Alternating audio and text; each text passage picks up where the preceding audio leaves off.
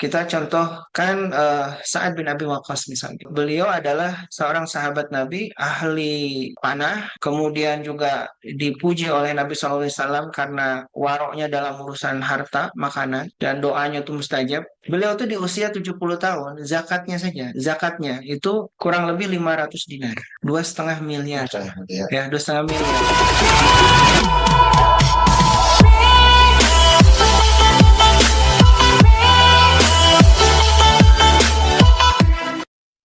Bismillahirrahmanirrahim. Assalamualaikum warahmatullahi wabarakatuh. Alhamdulillahilladzi arsala rasulahu bil huda wa dinil haq liyudhhirahu ala dini kullihi wa kafa billahi syahida. Asyhadu an la ilaha illallah wahdahu la syarikalah wa asyhadu anna Muhammadan abduhu wa rasuluh la nabiyya ba'da.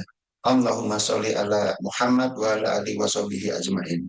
Alhamdulillah pemirsa di Esa TV, pada kali ini kita akan membuka sebuah rubrik podcast baru yaitu berkaitan dengan pengetahuan kita tentang Islam. Ya tentu saja materi-materi yang akan kita sajikan adalah materi-materi yang sangat menarik. Bersama saya yang sudah hadir Ustadz Uus Abu Fikri, dikenalnya.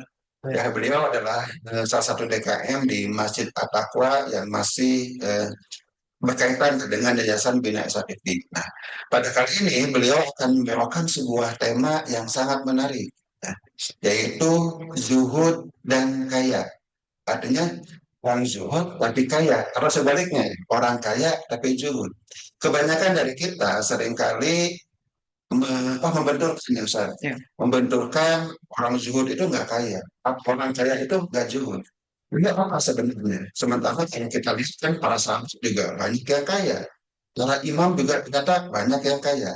Jadi kita akan gali ya tentang zuhud dan kaya itu seperti apa dan bagaimana nanti kita akan mengimplementasikannya dalam kehidupan kita.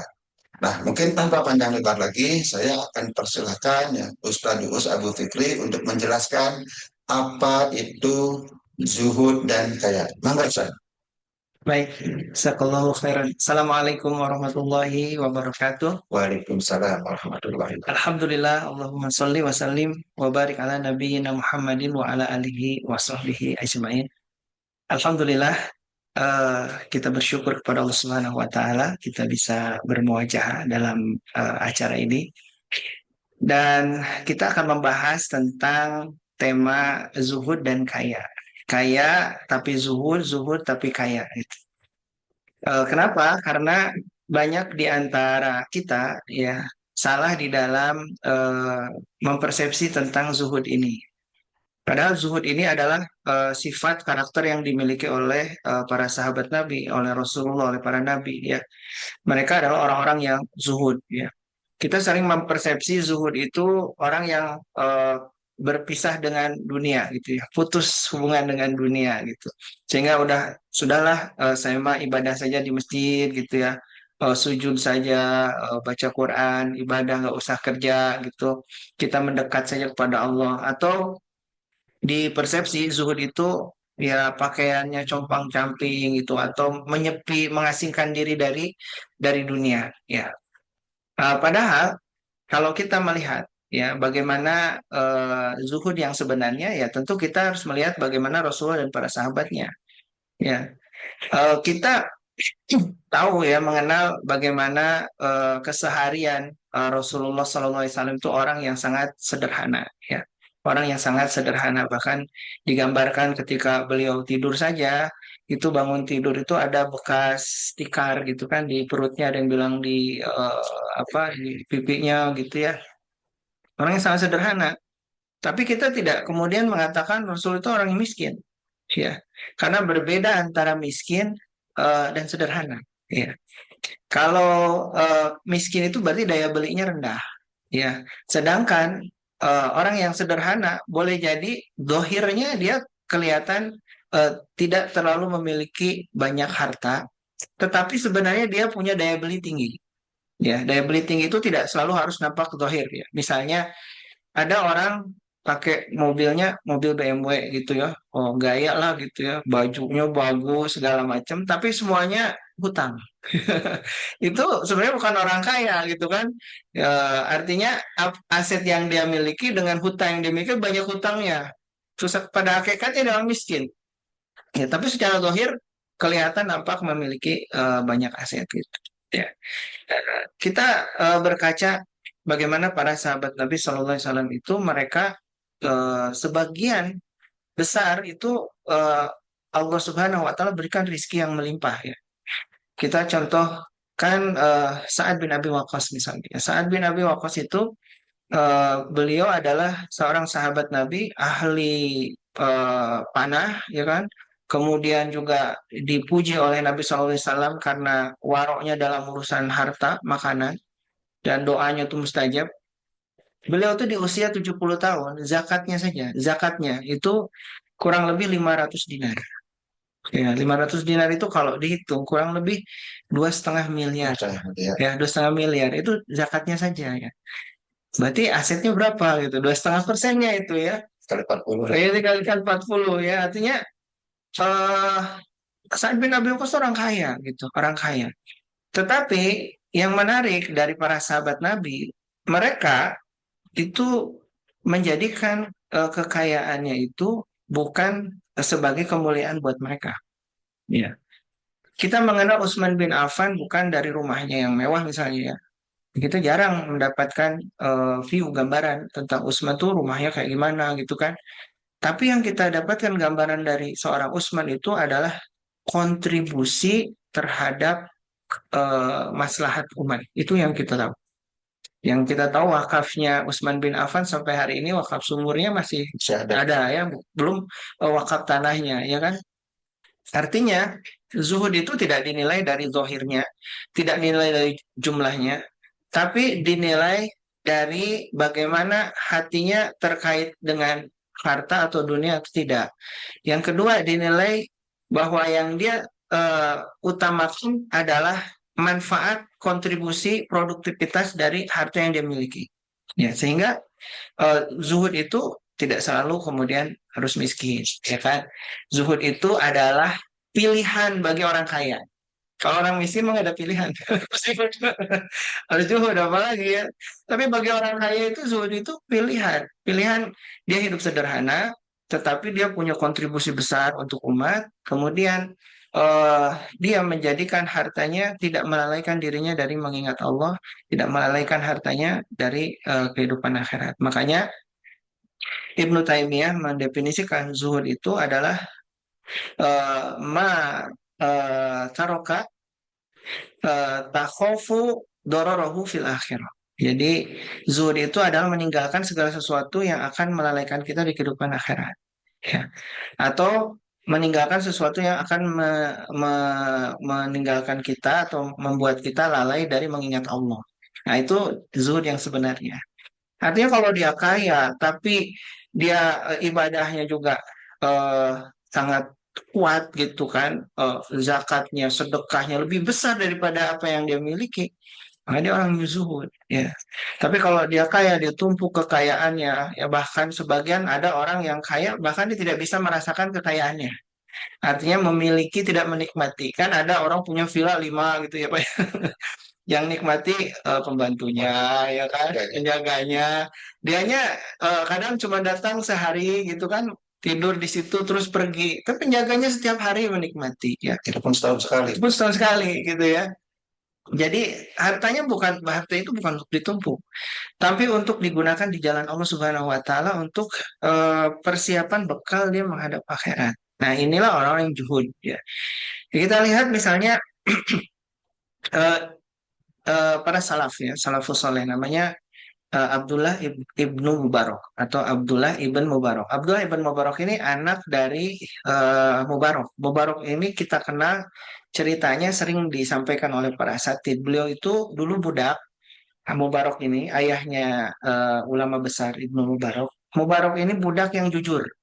Ketika dititipi untuk menjaga kebun delima, ya kan, oleh tuannya, 3 bulan tuannya datang terus mana saya mau coba delimanya katanya begitu begitu dibawa asem ya kan marah lah kemudian dipanggil Mubarak Mubarak sini ini kenapa asem katanya gitu Coba cari yang lain, dicari lagi, dicoba lagi, masih asem juga.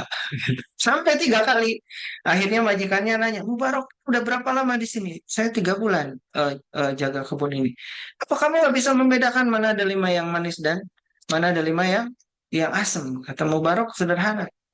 Nah, saya ditugaskan menjaga, bukan untuk mencicipi. Jadi saya belum pernah mencicipi satu pun buah di kebun ini. Luar biasa. Akhirnya dinikahkan sama sama anaknya pengusaha itu akhirnya jadi orang kaya itu Mubarak, kemudian melahirkan anak namanya Abdullah ibn Mubarak.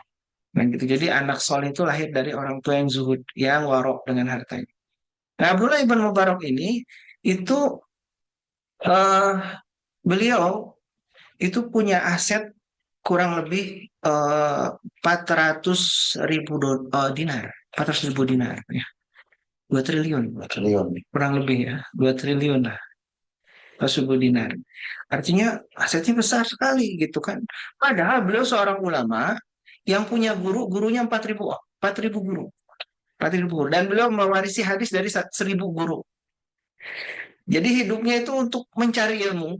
Ya, tapi tetap dia bisa berniaga, dia kaya, asetnya tuh sampai triliunan gitu.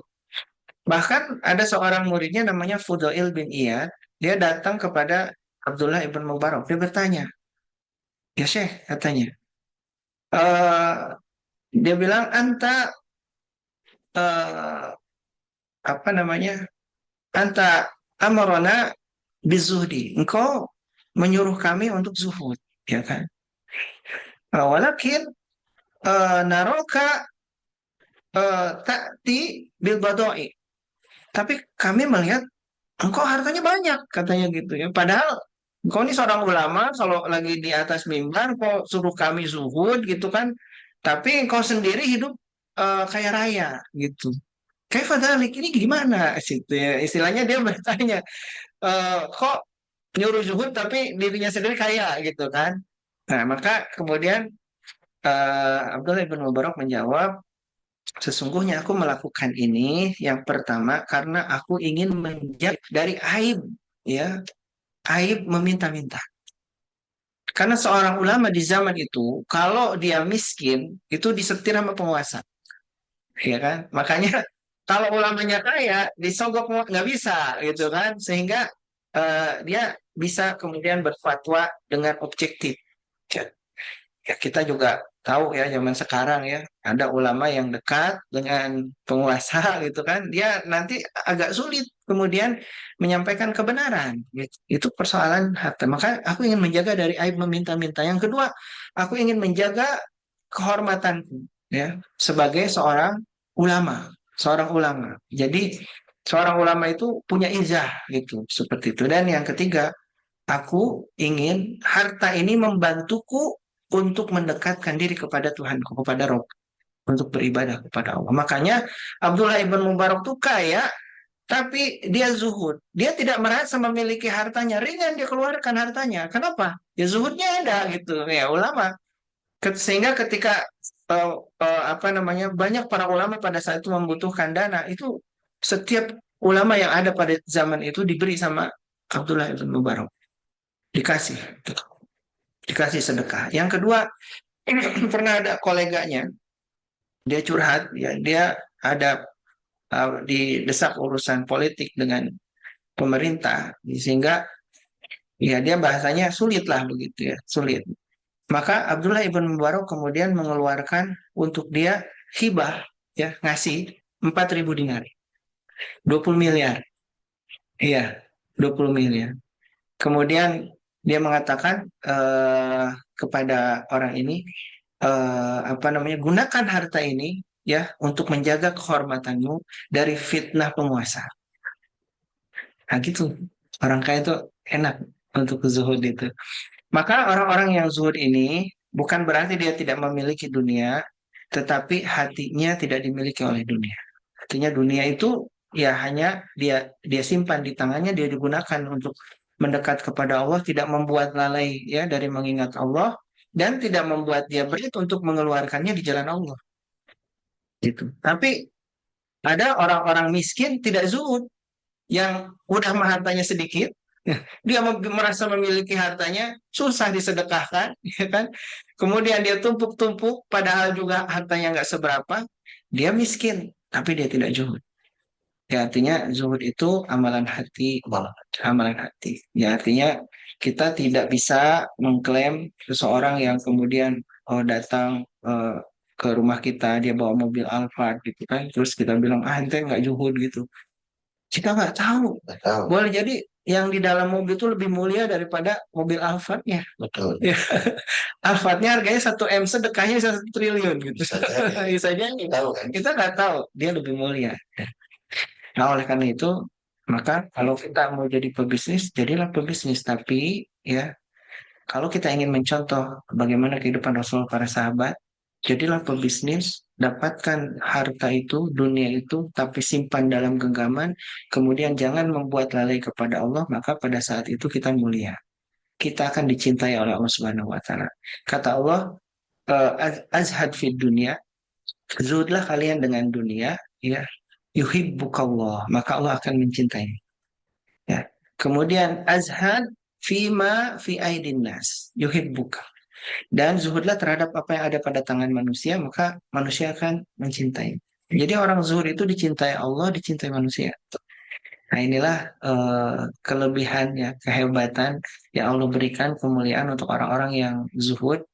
Kenapa? Karena orang zuhud itu dia visinya memberi, ya tidak meminta, memberi, memberi apa yang makanya ketika ada orang Baduy datang ke Irak, eh, ke Basrah waktu itu, kemudian dia bertanya kepada orang-orang Basrah, siapa orang yang paling mulia di sini? Kata mereka Hasan Al Basri, seorang ulama, Hasan Al Basri. Terus ditanya, kenapa Hasan Al Basri ini mulia? Karena dia selalu membagikan ilmunya dan dia tidak pernah meminta dunia. Gitu. Artinya apa namanya, orang zuhud itu disukai, dicintai oleh manusia karena dia tidak jadi beban.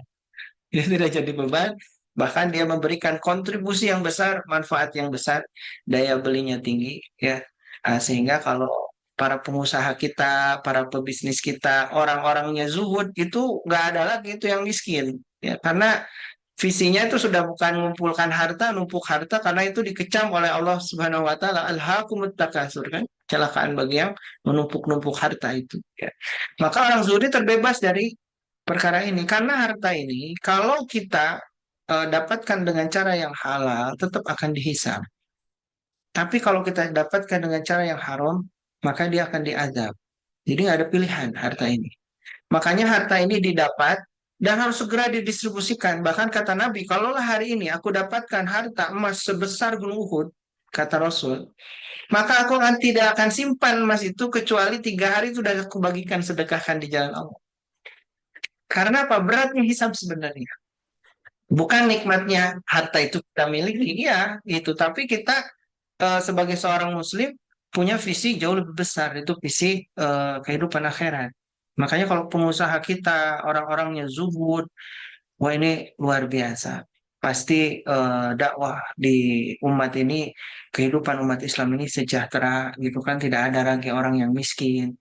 Karena mereka tidak mau menyimpan harta terlalu banyak untuk dirinya, mereka akan menjadikan itu beban dan segera ingin mengeluarkan itu di jalan Allah Subhanahu wa taala.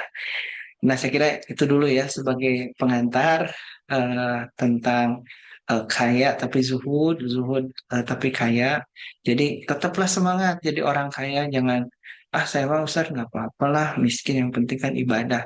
Itu kadang-kadang bentuk alasan orang yang gagal dengan dunia, iya kan? Akhirnya dia milih ah, saya mah zuhud Ustaz gitu kan. Udah saya mah nggak terlalu cinta dunia. Padahal itu adalah bentuk kegagalan dia terhadap untuk mendapatkan dunia. Misalnya dia bisnis rugi terus ya kan.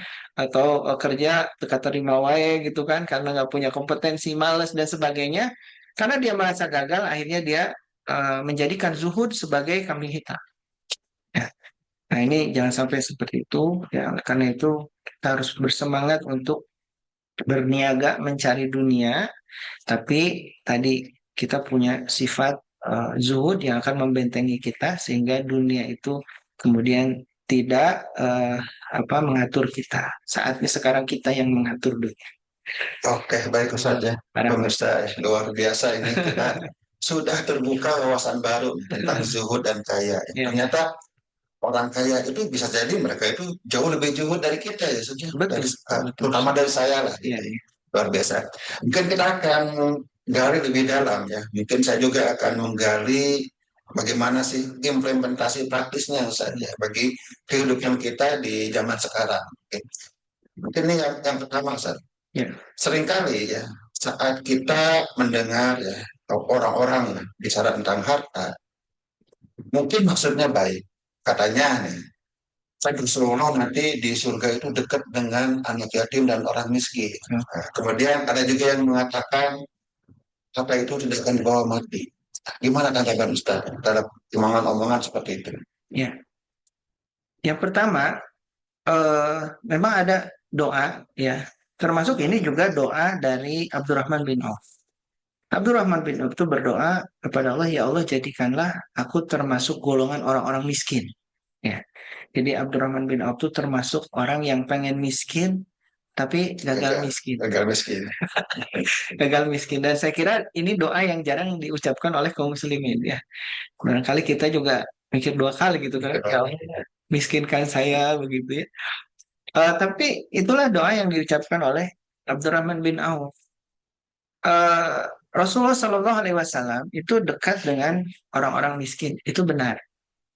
Itu benar. Dan orang-orang miskin itu orang yang paling cepat masuk surga. Itu juga benar karena mereka hisabnya sedikit, ya kan? Tetapi bukan berarti orang-orang yang eh, kaya itu kemudian menjadi hina, iya kan? Orang yang kaya itu menjadi hina. Yang kaya kemudian zuhud, boleh jadi dia lebih mulia daripada orang-orang yang kemudian miskin tapi dia taat kepada Allah Subhanahu wa taala. Karena para sahabat Nabi itu pernah iri kepada para sahabat yang kaya ini. Ya Rasulullah katanya kan kami sudah sholat. Mereka sholat. Kami saum, mereka saum, ya kan?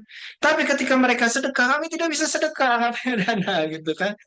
Nah, maka inilah kelebihannya orang-orang yang kaya tapi dia zuhud. Jadi ini bukan untuk dikonfrontasikan, tapi nanti kita bahas ya, ada pembahasan tentang rizki. Ya, tentang rizki. Artinya, Allah Subhanahu wa Ta'ala itu membagikan rizki sesuai kehendaknya. Kita punya keinginan jadi orang kaya. Pasti kaya nggak? Belum tentu. Orang yang sudah merencanakan bisnis dengan perencanaan terbaik, dia pilih apa namanya pelatih, coach terbaik. Wah, kayaknya kalau ikutin cara orang sukses bakal sukses. Ternyata banyak juga yang tidak sukses. Ya, kita itu berbicara dalam konteks visi. Ya, visi kita ingin menjadi orang-orang yang bermanfaat untuk umat. Ya. Lalu kemudian Allah Subhanahu Wa Taala tidak kehendaki kita dengan rizki yang melimpah, maka itu menjadi ujian buat kita. Menjadi ujian buat kita, tapi keinginan kita untuk menjadi kaya itu tidak kemudian hilang pahalanya.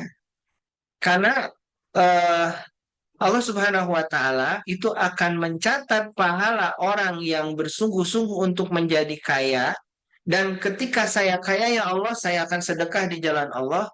Kemudian dia mati dalam keadaan miskin, maka dia tetap akan mendapatkan pahala sebagaimana orang-orang kaya itu sedekah. Subhan. Maka miskin dan kaya itu hasil itu rizki itu rahasia Allah ya. Ketika kemudian kita ditakdirkan kaya dan zuhud, pada hakikatnya kita sama seperti orang miskin yang mengurangi hisab, tapi manfaat kita lebih banyak dari mereka ya. Tapi ketika kemudian kita ditakdirkan kaya ya dan kemudian kita zuhud, kita punya nilai yang lebih baik daripada orang-orang yang miskin. Bahkan kita bersama mereka nanti di surga gitu. Mereka mendoakan kita. Kan ini lebih baik. Jadi konteksnya tentu berbeda. Bahkan kadang kita kan lihat, oh tuh Rasulullah itu sampai mengganjal apa perutnya ya kan dengan batu gitu ya. Iya, ya memang benar, tapi kan itu di zoomnya pada saat itu, dan kan tidak setiap hari Rasul begitu. Itu pada saat Rasul diboikot, ya kan, tidak ada makanan seperti itu. Kemudian Rasul mengganjal perutnya dengan batu, ya. Tapi di sisi yang lain, kita pun menyaksikan di dalam sejarah atau membaca di dalam sejarah, Rasul itu ketika datang utusan-utusan dari berbagai negeri, ya, setiap utusan itu pulang minimal satu orang dikasih 5 dinar, 1 dinar, satu utusan itu, dan utusan itu bisa banyak, bisa puluhan. Satu dinar itu 4,25 gram emas. Kalau dengan takaran emas hari ini 6 juta. 6 jutaan. Iya, kalau ada 50, 6 juta kali 50 tuh dikasih tuh satu-satu. Artinya apa namanya bahwa benar ya Rasulullah SAW hidup sederhana, tetapi bukan berarti miskin ya. Daya beli para sahabat itu luar biasa tinggi. Artinya cita-cita kita tetap tentu ingin yang terbaik. Tapi kemudian Allah memilih takdir yang lain, kita berarti memilih sikap yang lain. Kalau kita kaya, kita pilih zuhud. Kalau miskin, ya zuhud, ya sabar. Kalau kaya, zuhud, syukur, gitu ya. Jadi masing-masing takdir itu ada sikap yang harus kita lakukan yang akan menjadi kebaikan untuk kita.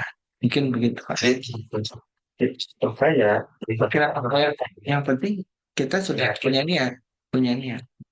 oke, misalkan dengan zaman sekarang, sekarang kan mungkin banyak orang yang melakukan yang disebut dengan investasi.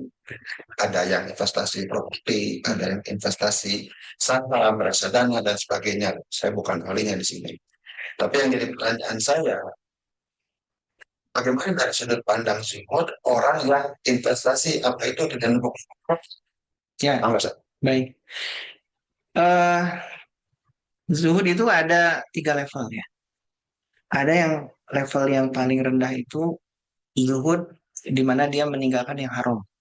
Itu zuhud level paling rendah. Artinya kalau ada pilihan nih halal haram, yang haram dia tinggalkan, itu udah zuhud. Yang kedua, zuhud yang kedua adalah ketika dia memilih hidup sesuai kebutuhannya, sederhana. Artinya hartanya digunakan secukupnya, sisanya distribusikan. Dan yang ketiga adalah meninggalkan segala sesuatu yang membuat dia lupa kepada Allah Subhanahu wa taala. Itu zuhud paling tinggi. Nah, bagaimana dengan investasi? Ini pernah dilakukan oleh Salman Al-Farisi. Itu diprotes juga oleh sahabat yang lain. Salman Al-Farisi itu nyimpen bahan makan 1 bulan. Ya, pernah nyimpen bahan makan 1 bulan. Ditanya sama yang lain, itu kenapa engkau melakukan ini? Ya kan? Bukankah itu menumpuk-numpuk harta di rumah? Ya. Kemudian Salman menjawab, saya menyimpan makanan ini untuk memastikan bahwa saya bisa beribadah dengan tenang. Jadi kembali kepada niat, kembali kepada niat. Jadi Salman itu ngasih nih buat keluarga, ya. Ini buat 1 bulan. Kalau kita mungkin, nah ini mah, ini buat eh, kebutuhan dapur sebulan. Ini tolong disimpan, ya. Bapak mau ibadah, jadi nggak akan terganggu, aman, dapur aman. Nah itu boleh. Karena supaya apa? Kembali kepada definisi zuhud. Harta itu tidak membuat kita lalai dari mengingat Allah. Dengan seperti ini, dia kemudian bisa taat, bisa fokus ibadah, dakwah seperti itu, apa jadi masalah? Apalagi investasi, ya kan? Kembali lagi kepada niat. Makanya nanti kita coba bahas men-setting bagaimana niat kita berbisnis. Karena ada orang yang sudah rugi sebelum bisnis. Jadi belum bisnis sudah rugi. Ini kan menarik ya, belum bisnis sudah rugi. Kok bisa gitu kan? Nah, di antaranya adalah dia salah settingan niatnya. Gitu. Makanya kalau mau jadi pengusaha, settingan yang pertama adalah benerin dulu niatnya. Karena kalau niatnya salah, seolah-olah untung padahal dia sudah rugi sebelum dia berbisnis. Nah, salah satunya kembali kepada niat. Jadi kalau investasi ini kemudian dia produktif, menghasilkan, ya itu boleh-boleh saja, ya kan? Gak ada masalah. Abdullah ibn Mubarak itu dia eh, muter investasi gitu. Abdurrahman bin Auf juga begitu.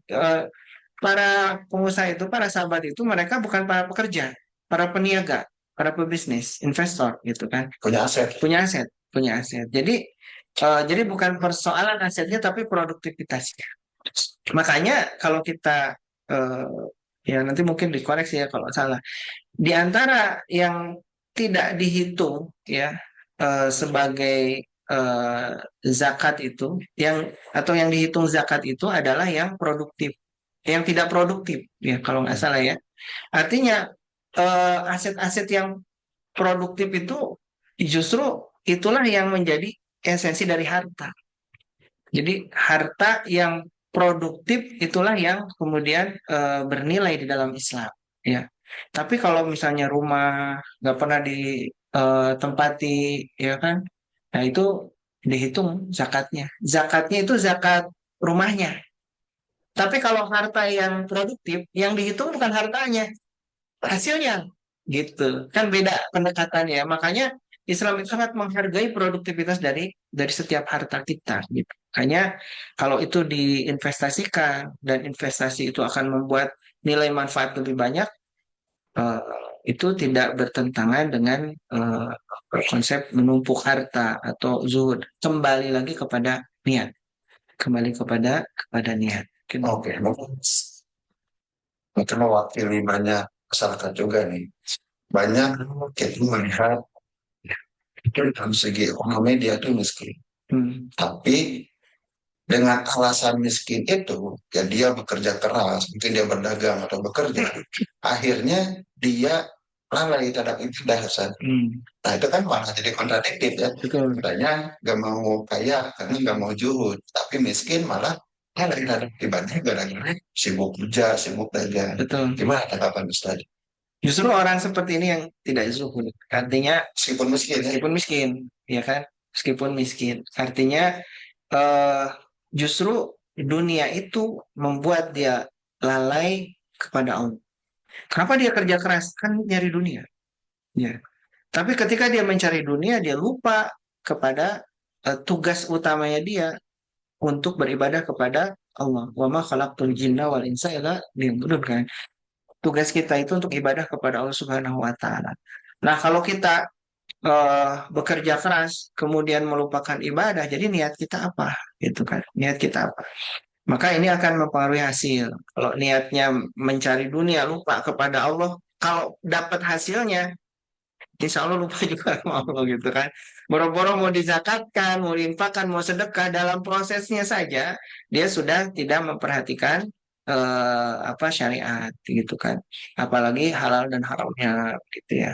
Nah, saya kira ini jauh dari sifat juhud. Makanya miskin tapi sombong, ya kan? Miskin tapi sombong, ada yang kaya tapi zuhud. Yang kita tentu, kalaupun kita kaya, mudah-mudahan kita tetap zuhud. Kalaupun kita ditakdirkan miskin, ya kita pun tetap zuhud kepada Allah Subhanahu wa taala.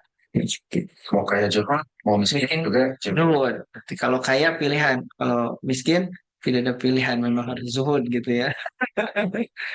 Nih, saya tidak dengar ya, justru sekarang yang mengatakan itu Ustadz juga ya di berbagai ceramah. Katanya gak usah nyari harta lah, justru kalau banyak harta itu justru kita bikin stres katanya, karena kita bingung mikirin harta. Sebaliknya kan orang miskin juga stres. Ini pilihan kan tiap bulan tidak pernah berhenti Iya. saatnya.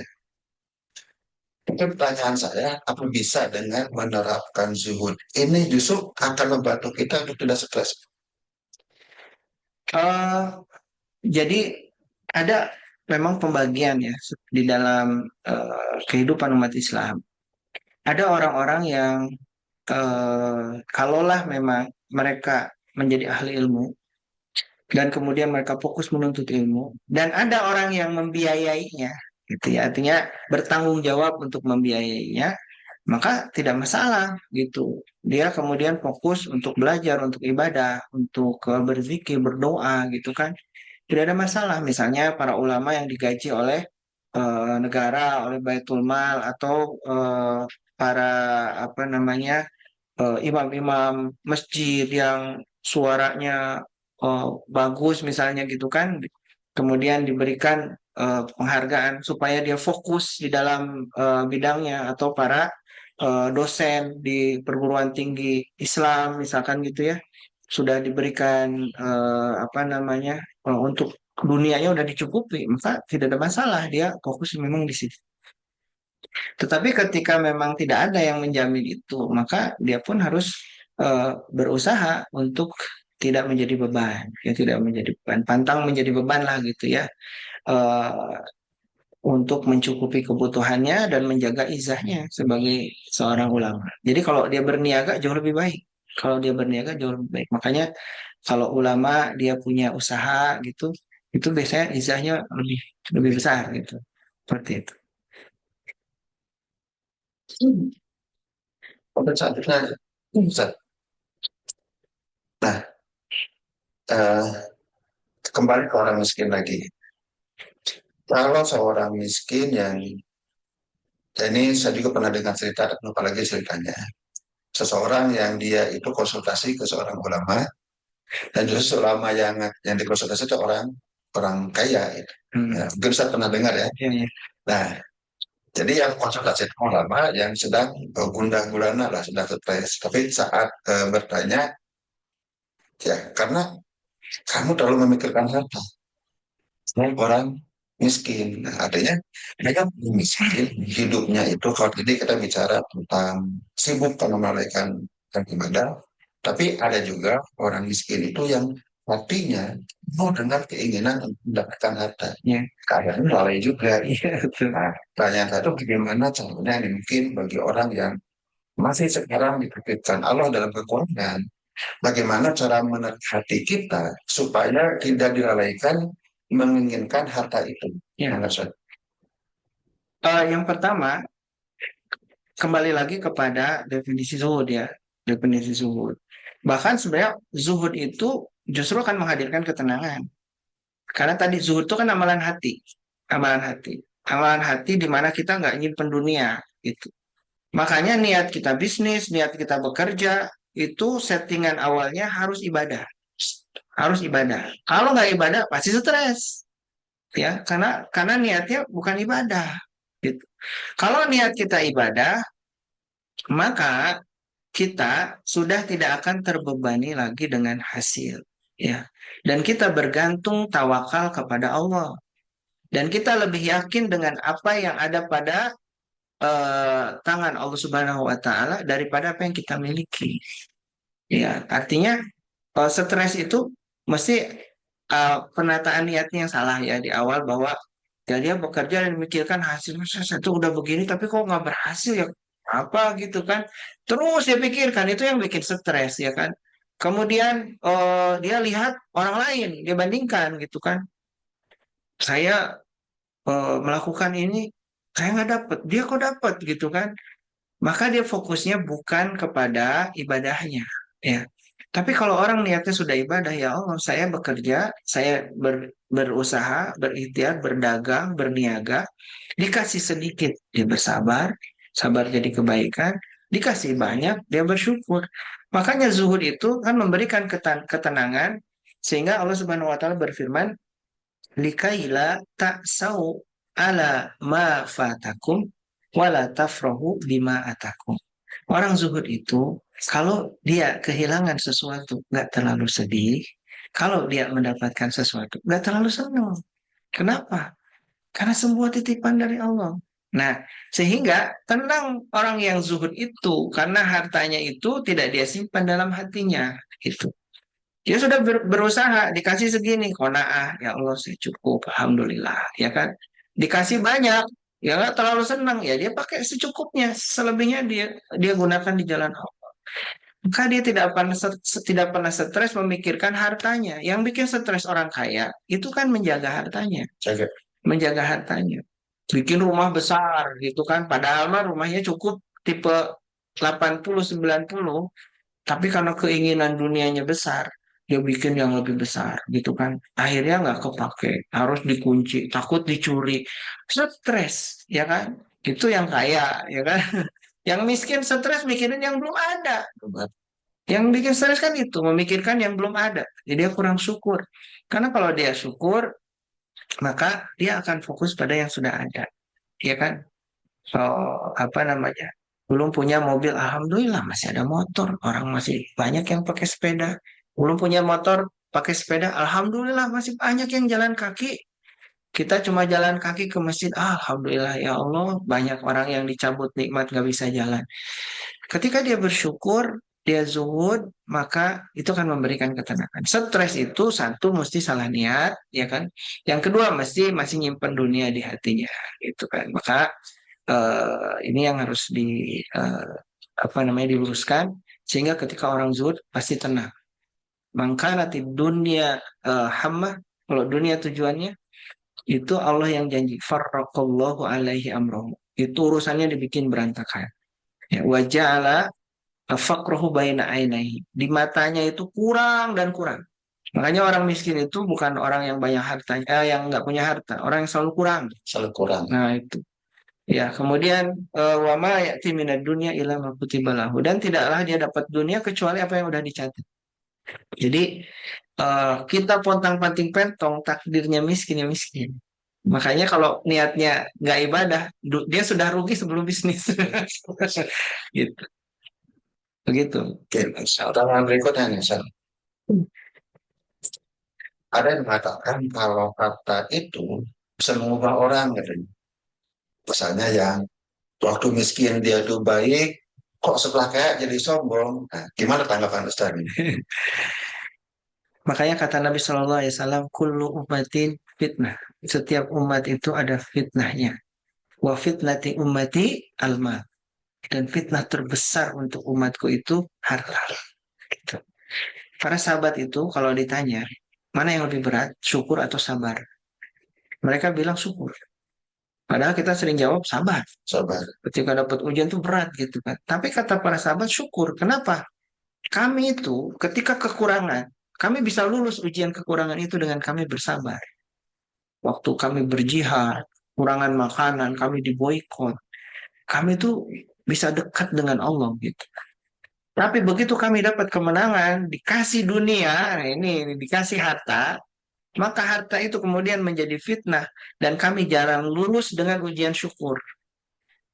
Makanya kenapa kemudian orang menjadi sombong? Karena dia tidak bersyukur kepada Allah. Yang kedua, dia merasa bahwa apa yang dia miliki itu miliknya. Padahal dirinya hanya tertitipi, bukan memiliki. Rasa memiliki itulah yang membuat dia merasa sombong. Ini kan gara-gara saya, ini usaha saya, gitu. Semuanya saya, gitu kan. Tapi orang yang bersyukur dikembalikan kepada Allah. Makanya salah satu syarat dalam bersyukur adalah selalu mengembalikan pujiannya kepada Allah. Alhamdulillah, dinikmati tertimbun solihat. Gitu kan. Kembalikan kepada Allah. Maka itu tidak akan membuat sombong. Oh, Pak, terima kasih ya kemarin sudah bantu saya. Bukan saya. Gak usah berterima kasih. Minta ya sama Allah aja. Terima kasih sama Allah. Jadi enak, Pak. Kita juga tidak akan stres, rindu-rindu, pengen dipuji, pengen diterima kasihi, dihargai, dan sebagainya. Kan itu yang bikin hidup jadi menderita. Sudah bantu tapi dia Sudah bantu, begitu-begituan kita nggak dibantu, ya kan? godaan. Godaan, ya. Ya. Oke nih, satu lagi nih, mungkin ini pertanyaan yang paling penting juga berkaitan dengan tema ini. Tapi saya, mungkin Ustadz sudah menjelaskan tadi. Tapi yang saya mau minta ke Ustadz adalah kiat-kiat praktisnya. Tadi Ustadz mengatakan bahwa supaya orang yang zuhud itu tidak menyimpan harta di hati. Nah, mungkin kiat-kiat praktisnya seperti apa sih orang yang tidak menyimpan harta dalam hati itu? Yang pertama, harus kita yakini bahwa eh, harta itu, apa yang kita dapatkan itu seluruhnya adalah milik Allah, titipan Allah. Kita itu bisa mendapatkan atas izin Allah, ya. Dan semoga kita pun mendapatkannya atas ridho Allah. Karena ada orang yang mendapatkan harta itu diizinkan oleh Allah tapi tidak diridhoi oleh Allah. Yang paling ideal, yang paling mulia itu kita dapat harta itu diizinkan Allah, diridhoi Allah. Dan itu semuanya milik Allah.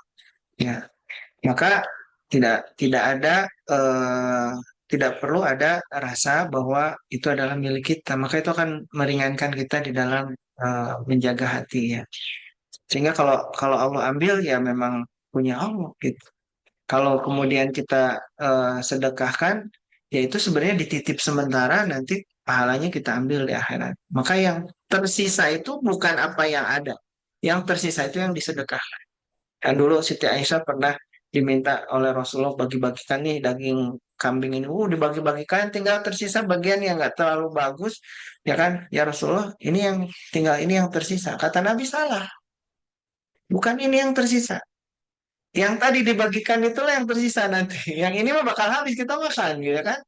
Nah, seperti itu. Sehingga kiatnya bagaimana supaya dunia itu tidak simpannya hati, maka yakini bahwa itu adalah milik Allah, titipan Allah. Kalaupun kita bisa berbuat baik, itu adalah kebaikan dari Allah.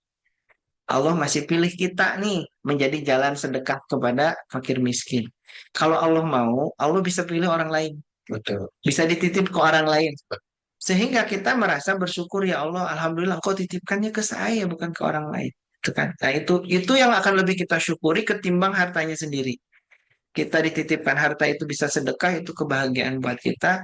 Kita dipercaya oleh Allah untuk bisa menjadikan rizki ini menjadi jalan amal soleh buat kita. Nah, itu kembali lagi kepada eh, visi kehidupan kita untuk dunia atau untuk akhirat. Kalau sudah untuk akhirat, insya Allah lebih tenang. Ya, lebih tenang dan kita apa namanya? Ya, kalaupun sekali-kali ya namanya manusia ya hatinya bocor, kemudian rindu dengan dunia, ya segera dibersihkan. Makanya ada proses tazkiyatun nafs, ya kan membersihkan hati gitu kan. Kita bermuhasabah untuk apa? Ya, untuk mengembalikan lagi, meriset istilahnya kalau laptop kan, wah ini udah agak ngaco nih, riset lagi gitu kan, oh udah normal lagi. Itu manusia, jadi wajar, wajar. Tapi ya kita terus berusaha untuk kembali kepada fitrah kita, yaitu membersihkan hati dari eh, merasa memiliki terhadap apa yang kita dapatkan dari Allah. Baik, Ustaz. Mungkin ini ada lagi yang cukup praktis nih berkaitan dengan ekonomi. Sekarang itu mungkin pernah mendengar ya ada konsep financial tragedy ya, personal finance. Bagaimana mengelola uang untuk ekonomi keluarga misalnya, Ya, family atau pribadi. Nah, seringkali kan belajar finansial itu dari sumber-sumber barat. Mungkin tidak mengenal Islam, apalagi zuhud. ya. Nah, pertanyaan saya, bagaimana konsep manajemen keuangan, mungkin pribadi dulu, dari sudut pandang zuhud? Ya. Nah, Ustaz. Kalau kita kembali kepada konsep Islam ya, di dalam mengelola harta, kalaupun mau menggunakan teori-teori barat, boleh saja untuk teknikal ya, teknikal. Tapi prinsip-prinsipnya tetap harus disaring dengan syariat. Dengan syariat. Karena kalau nggak disaring dengan syariat nanti bahaya. Misalnya ada yang bilang, Ustaz, katanya saya ikut seminar, mahal seminarnya. Terus hasilnya apa? Nggak boleh bilang jangan sama anak, katanya gitu kan. Ya itu nggak disaring syariat. Tuh. Padahal banyak hadis yang menyampaikan la tasrob iman. Rasul bilang kan jangan makan sambil berdiri. Berarti Rasul salah dong kan. Nah ini disaring lah ya. Lukman sendiri, Datuk, jangan lupa menentukan Allah. Iya, jangan ya. Ya. Nah ini eh, contoh seperti itu. Nah dalam konsep pengelolaan harta pribadi, orang-orang yang zuhud, pertama dia akan memastikan apa yang dia dapat, ya sebelum masuk nih, dia akan saring hanya yang halal. Nah, Itu pertama. Karena hisabnya harta ini beda sama hisab yang lain. Hisab yang lain itu cuma satu pertanyaannya. Tubuh digunakan buat apa, waktu digunakan buat apa. Tapi kalau ketika ditanya harta, min aina iktasabahu, dari mana? Berarti saringan pertama ini harus selesai dulu gitu. Nah, itu zuhud yang paling rendah, meninggalkan yang haram. Bahkan yang paling utama itu yang subhatnya ditinggalkan, ya kan? Subhat itu ragu ini benar atau enggak gitu. Ini halal atau enggak gitu kan. Kita itu untuk menghindari takutnya haram. waro. Waro namanya. Berarti pertama menyaring dari yang haram. Maka kenali yang haram. Karena dalam muamalah kan beda sama fikih sholat. Kalau muamalah itu sebenarnya segala sesuatu itu halal kecuali yang diharamkan, ya kan? Kalau dalam ibadah eh, apa ritual segala sesuatunya itu haram kecuali yang dihalalkan. Ya makanya kalau dalam muamalah kenali yang haramnya untuk dihindari. Ya memang di sini ujian. Kadang karena sudah terbiasa, Ustaz, aneh ya ketika belajar ilmu syariah mah jadi segala segala nggak boleh gitu. Bukan segala nggak boleh karena sebelumnya kita nggak tahu yang nggak boleh ya kan. Akhirnya kita banyak terjebak di sana. Sekarang kita dikasih tahu yang ini nggak boleh, ini nggak boleh gitu kan. Kembali lagi kepada akidah, tauhid. Ya, berani nggak kita tinggalin? Itu. Kalau kita tinggalin, maka nanti Allah yang ganti. Dan itu nggak mudah. Yang kedua, setelah kita dapatkan, maka yang harus kita lakukan dahulukan hak Allah. Kita kan seringnya belakangan. Hak Allah itu apa? Pertama, zakatnya, ya kan dahulukan. Yang kedua, infak, sedekah, af. Itu dahulukan. Makanya kalau kita bersedekah atau berinfak dalam keluarga, baiknya bukan sisa uang, tapi memang ditarget gitu. Jadi berapapun yang masuk nih 5% ya, 5% ke istri kita. Oke, masuk 1 juta, 5% keluarkan hak Allah didulukan gitu. Ya, sehingga apa namanya? Sehingga kita bebas untuk urusan akhirat karena berat ini hisabnya kalau tidak ditunaikan yang wajib baru yang sunnah. Nah, baru selebihnya untuk kebutuhan kebutuhan hari-hari kita kalau di keluarga ya. Yang tentunya kalau dia masih berlebih ya kan kebutuhan sehari-hari sudah cukup masih berlebih maka dia bisa kita gunakan untuk investasi dengan niat apa? Niatnya memang kita akan bersedekah atau memberikan kontribusi lebih banyak untuk umat. Itu kelebihan-kelebihannya.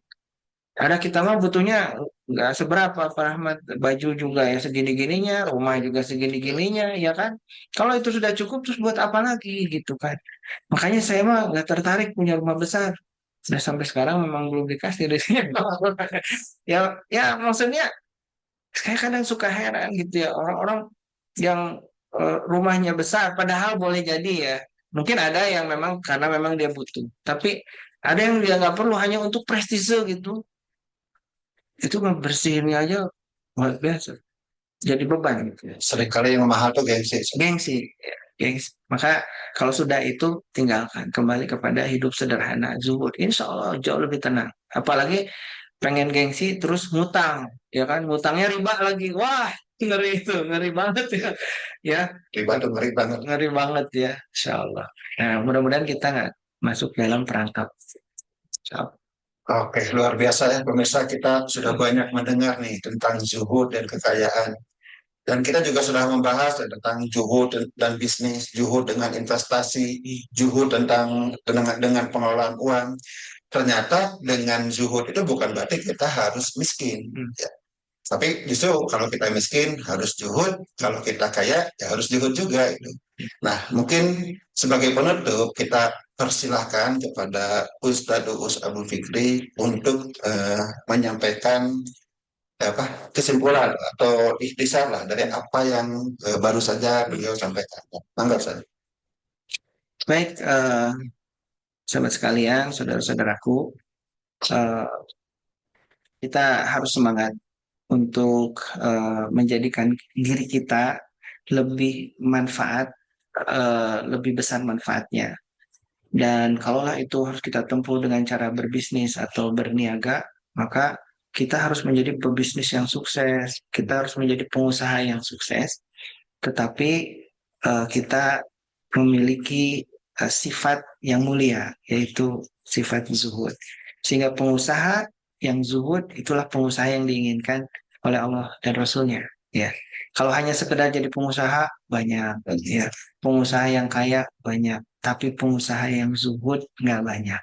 Oleh karena itu, saya mengajak dan saya berdoa mudah-mudahan siapapun yang mendengar podcast ini, Allah jadikan para pengusaha, pengusaha yang sukses, Allah berikan rizki, pengusaha yang kaya, tapi zuhud di jalan Allah Subhanahu wa Ta'ala, sehingga insya Allah hartanya akan menyelamatkan kita, yang kita miliki akan menjadi bekal kita, dan insya Allah kita mulia dengan kekayaan kita, dan orang akan mengingat kita bukan dari apa yang kita miliki, tapi orang akan mengingat kita dari apa yang sudah kita kontribusikan di jalan Allah.